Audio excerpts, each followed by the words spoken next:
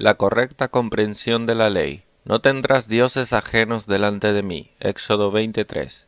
Antes de que llegue a los mandamientos, responderé a preguntas y estableceré reglas al respecto de la ley moral. ¿Cuál es la diferencia entre la ley moral y el Evangelio? Primero, la ley requiere que adoremos a Dios como nuestro Creador. El Evangelio, que lo adoremos en y por medio de Cristo. Dios en Cristo es propicio. Por Él podemos ver el poder de Dios, justicia y santidad.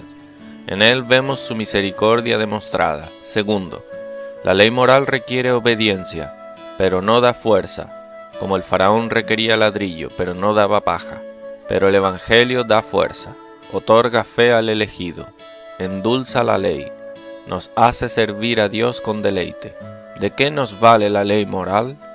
Es un espejo para que seamos forzados a huir a Cristo para satisfacer por la culpa anterior y para salvar de ira futura.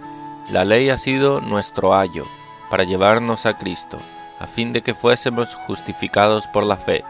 Gálatas 3:24. ¿Pero la ley moral aún está en vigor para los creyentes? ¿No está abolida para ellos? En un sentido, está abolida para los creyentes. Primero, en respecto a la justificación. No son justificados por sus obediencias a la ley moral.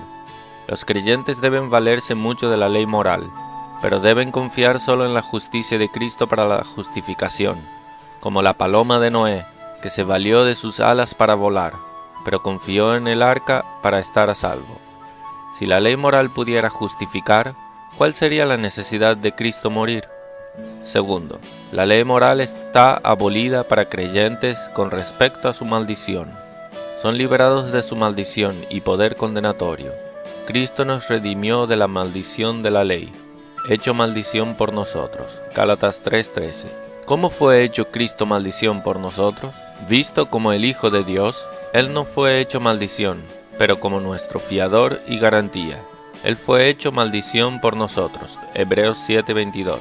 Esta maldición no estaba sobre su deidad, sino sobre su humanidad. Fue la ira de Dios que cayó sobre Él, y así quitó de los creyentes la maldición de la ley, al hacerse una maldición por ellos. Pero aunque la ley moral esté hasta ahí abolida, permanece como una regla perpetua para los creyentes. Aunque no sea salvadora de ellos, es guía. Aunque no sea una alianza de vida, aún es una regla de vida. Todo creyente está obligado a conformarse a ella y a escribir tan exactamente como pueda según esta copia. Luego por la fe invalidamos la ley, en ninguna manera. Romanos 3:31.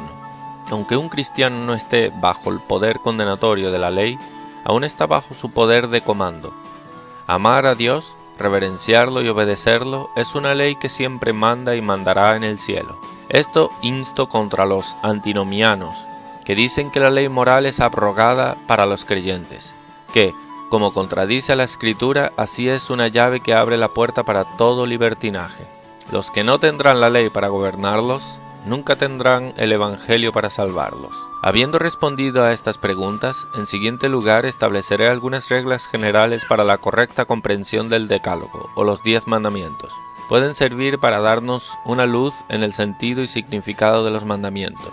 Primera regla. Las órdenes de la ley moral alcanzan el corazón.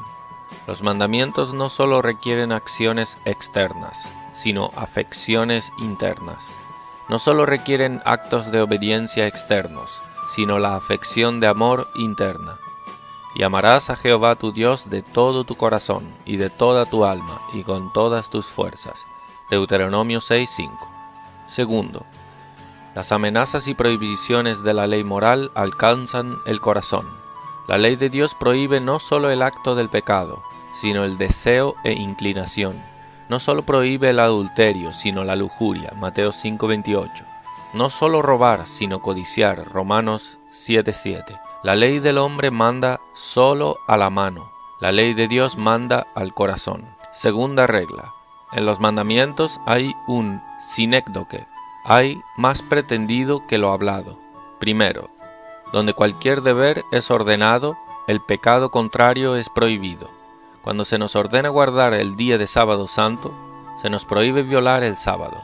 Cuando se nos ordena vivir en un llamado, 6 días trabajarás, Se nos prohíbe vivir ociosamente y fuera de un llamado. Segundo, donde cualquier pecado es prohibido, el deber contrario es ordenado. Cuando se nos prohíbe tomar el nombre de Dios en vano, el deber contrario, que reverenciemos su nombre, es ordenado. Temiendo este nombre glorioso y temible, Jehová tu Dios, Deuteronomio 28, 58. Donde se nos prohíbe hacer el mal a nuestro prójimo, el deber contrario, que le hagamos todo el bien que podamos, vindicando su nombre y supliendo sus necesidades, es incluido. Tercera regla. Donde cualquier pecado es prohibido en el mandamiento, su motivo es también prohibido. Donde el adulterio es prohibido, todo lo que pueda llevar a eso es prohibido, como miradas indiscretas del ojo, oyendo en compañía de una prostituta. Aleja de ella tu mano, y no te acerques a la puerta de tu casa. Proverbios 5:8. Quien quiera estar libre de la plaga, no debe acercarse a la casa infectada. Bajo la ley, el nazareo o consagrado era prohibido de beber vino, ni tampoco comer uvas de las cuales el vino era hecho. Cuarta regla. Donde la relación es nombrada en el mandamiento, ahí otra relación es incluida. Donde el hijo es nombrado, el padre es incluido. Donde el deber de los hijos a padres es mencionado, el deber de padres a hijos es también incluido. Donde el hijo es ordenado a honrar a su padre, implica que el padre es también ordenado a instruir, amar y proveer para el hijo. Quinta regla. Donde pecados mayores son prohibidos, pecados menores también son prohibidos. Aunque ningún pecado en su naturaleza es pequeño, aún uno puede ser comparativamente menor que otro. Donde la idolatría es prohibida, superstición es prohibida. O el traer alguna innovación a la adoración de Dios, lo cual Dios no ha designado. Como los hijos de Aarón fueron prohibidos de adorar a un ídolo, igual es sacrificar a Dios con fuego extraño. Levítico 10:1.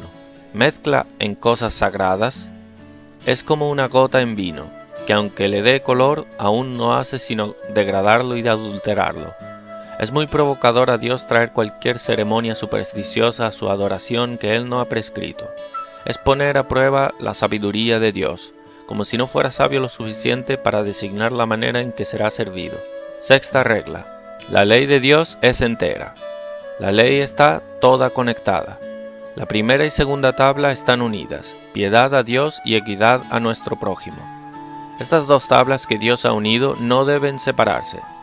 Prueba a un hombre moral por los deberes de la primera tabla, piedad a Dios, y hallarás que es negligente. Prueba a un hipócrita por los deberes de la segunda tabla, equidad a su prójimo, y hallarás que es tardío. Si quien es estricto en la segunda tabla descuida la primera, o quien es celoso en la primera descuida la segunda, su corazón no está bien con Dios. Los fariseos eran los mayores simuladores en guardar la primera tabla con el celo y santidad, pero Cristo detecta sus hipocresías. Dejáis lo más importante de la ley, la justicia, la misericordia y la fe. Mateos 23:23. Eran malos en la segunda tabla, omitieron la justicia o el ser justos en sus tratos, misericordia al aliviar el pobre, y fe o fidelidad en sus promesas y contratos con los hombres. Dios escribió ambas tablas, y nuestra obediencia debe poner un sello a ambas. Séptima regla. La ley de Dios prohíbe no solo el acto del pecado en nuestras personas, sino el ser cómplices, o tener alguna mano en los pecados de los demás. ¿Cómo y en qué sentido se nos puede decir que participamos y tenemos una mano en los pecados de los demás? Primero, al decretar decretos injustos e imponer sobre los demás lo que es ilegal. Jeroboam hizo al pueblo de Israel pecar. Él fue cómplice de sus idolatrías al instalar 2 becerros de oro. Aunque David en su propia persona no mató a Urías, aún porque escribió una carta a Joab para poner a Urías en el frente de la batalla, y fue hecho por su mandato, él fue cómplice de la muerte de Urías, y el asesinato de él fue puesto por el profeta en su cuenta. A Urías heteo heriste a espadas. 2 Samuel 12:9. Segundo, nos hacemos cómplices de los pecados de los demás al no impedirlos cuando está en nuestro poder. El error de no impedir algo cuando está en tu poder equivale a ordenarlo. Si un amo de una familia ve a su siervo violando el sábado, o lo oye maldiciendo, y no usa el poder que tiene para reprimirlo, él se hace cómplice de su pecado. Elí, por no castigar a sus hijos cuando hicieron la oferta del Señor aborrecible, se hizo culpable. 1 Samuel 3, 13 y 14. Quien permite a un ofensor pasar impune, se hace un ofensor. Tercero, al aconsejar, instigar o provocar a los demás a pecar. Aitofel se hizo culpable del hecho al dar consejo a Absalón para entrar y contaminar a las concubinas de su padre. 2 Samuel 16:21. Ay del que da de beber a su prójimo. Ay de ti que le acercas tu hiel y le embriagas para mirar su desnudez. Habacuc 2:15. Cuarto, al consentir el pecado de otro. Saúl no lanzó ninguna piedra a Esteban. Aún la Escritura dice, Saúl consentía en su muerte. Hechos 8:1. Así él tuvo una mano en eso. Si varios se uniesen para asesinar a un hombre y le dijesen a otro sus intenciones, y éste le diese su consentimiento, él sería culpable, pues aunque su mano no estaba en el asesinato, su corazón sí lo estaba. Aunque no actuó en ello, aún lo aprobó, y así se volvió en su pecado. Quinto, por ejemplo. Vivimos por ejemplo. Ejemplos son poderosos y convincentes. Dar un mal ejemplo causa que otro peque, y así una persona se hace cómplice. Si el padre maldice y el hijo por su ejemplo aprende a maldecir, el padre es cómplice del pecado del hijo. Él se lo enseñó por su ejemplo. Como hay enfermedades hereditarias, así hay pecados hereditarios. Octava regla. La última regla sobre los mandamientos es que aunque no podemos por nuestra propia fuerza cumplir todos estos mandamientos, aún para hacer lo que podamos, el Señor nos ha prohibido con ánimo. Hay un ánimo triple. Primero, que aunque no tengamos la habilidad para obedecer ningún mandamiento, aún Dios en la nueva alianza tiene prometido obrar en nosotros eso que Él requiere. Haré que andéis en mis estatutos. Ezequiel 36:27. Dios nos manda a amarlo. Ah, qué débil es nuestro amor. Es como la hierba que todavía está en el primer grado.